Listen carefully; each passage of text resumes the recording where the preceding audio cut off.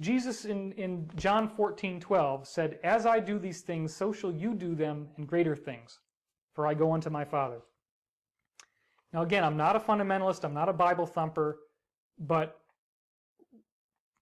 I know it's not fashionable to be Christian, especially because of the war on terror and how that's all got manipulated into the next crusade. But nonetheless, don't you think that maybe Jesus knew what he was talking about?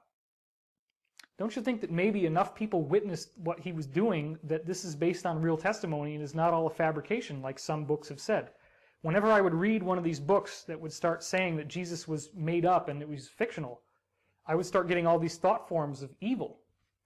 And I got messages saying, look, you know, he was real. I mean, he got blown way out of proportion in terms of people making him into the only Son of God. That was never intended.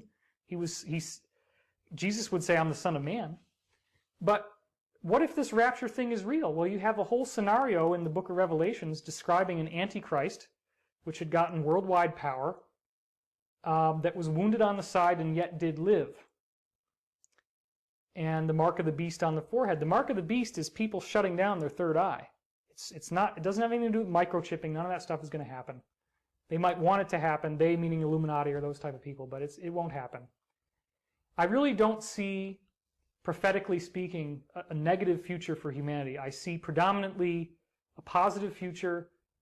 I have had dreams in which the entire pantheon of neocons in the Bush administration ends up being held accountable for what they've been doing, which involves manipulation and control.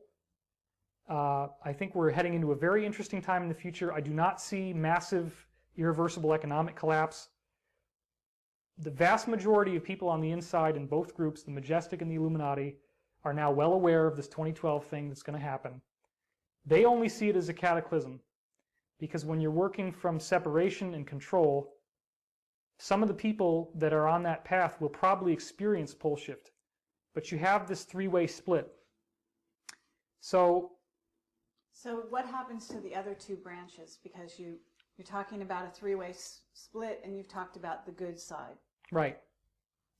The vast number of people at this point, although it's changing, are stuck in what the Law of One called the miasma of indifference. What that means is the average person on this planet has not chosen whether they're service to self or service to others, meaning they have not chosen whether they want to manipulate people or whether they want to love people.